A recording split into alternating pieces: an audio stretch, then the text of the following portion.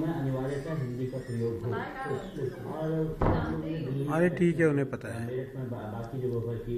और बड़ा काम ये हुआ कि जब आप बाद में कमेंट्री सुन रहे थे उसमें वहाँ हिंदी थी, जब बोर्ड दिल्ली में लगे तो वहाँ हिंदी थी। और जिस दिन हम लोगों ने शुरुआत की थी उस दिन दिल्ली में सरकार को भी ये पता नहीं था कि राजभाषा हमारी उसी तरह से चलनी चाहिए जिस तरह से अंग्रेजी चलती है। तो मैं सोचता हूँ रिजोल्यूशन लेना एक बड़ी चीज़ है और उसको निभाना दूसरी चीज़ है। हम निभा इसलिए पाए कि हमारे देश के कई सांसदों ने जो राज्यसभा में थे, लोकसभा में थे, हमारे इस रिजोल्यूशन को साथ दिया और बड़े अच्छे तरीके से हम उसको ये बता पाए देश को और दुनिया को कि इस देश की भाषा हिंदी है और हम उसको लागू करा सकते हैं। बिल्कुल ये तो हमारा आपने संकल्प, तो वो संकल्प की बात थी।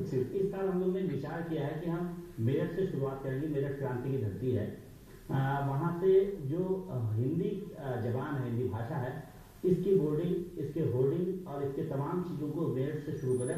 लोगों से कहें कि आप अपनी भाषा में बात करना सीखें, आप अपने आदमी से ज़्यादा अच्छी तरह बात कर सकते हैं। क्योंकि अगर दुकानदार भी प्रिस्क्रिप्शन पढ़ता है और वो हिंदी जानता हो तो जल्दी अच्छा सामान दे पाएगा।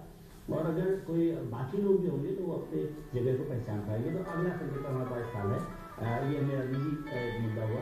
लेकिन मैं विद्यार्थी भी और जहाँ तक कहता हूँ, हमारे पास जो विद्यार्थी आते हैं वो MA और MPhil और PG स्तर के बच्चे होते हैं, वो खुद ही काफ़ी चीज़ों से जागरूक होते हैं। बिल्कुल हमारा काम ये होता है कि हम उनको ये कहें ये चीज़ें आपको पता है, ये चीज़ें और पता करनी चाहिए।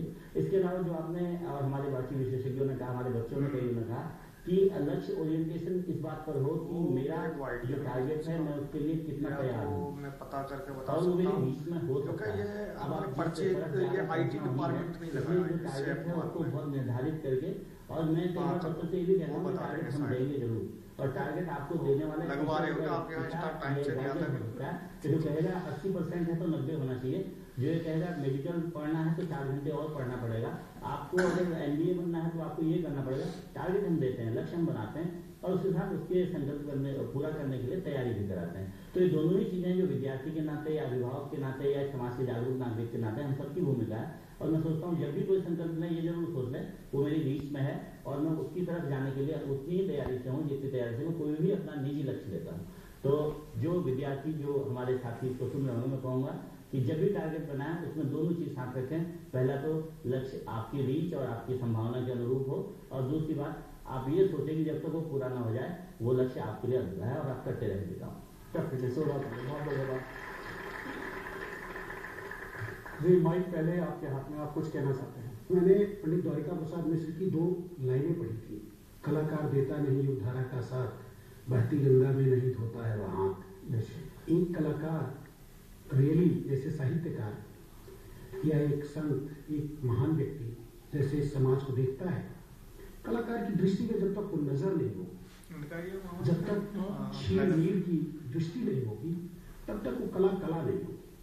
इसलिए कलाकार को पहले अपने अंदर भी, अपने मन में भी बहुत झांकना होगा कि संकल्प कोई ऐसी चीज नहीं होती कि जिसे हम बदलते रहें या रोज रोज नए सालों में, महीनों में, हफ्तों में। और जिंदगी में एक बार व्यक्ति संकल्प लेता है और संकल्प ले लिया कि मैं कलाकार बनूंगा, तो वो जब कलाकार बन जाए तभी वो एक संकल्प पूरा होता है। मुझे लगता है कि यही हाल, चाहे वो डॉक्टर साहब कह रहे हो, चाहे मैडम कह रही हो, सबने अपने जीवन में जाने अनजाने गलती से जो भी संकल्प ले लिया वो उसी पे चलते रहते हैं, वो निर्वहन होना चाहिए।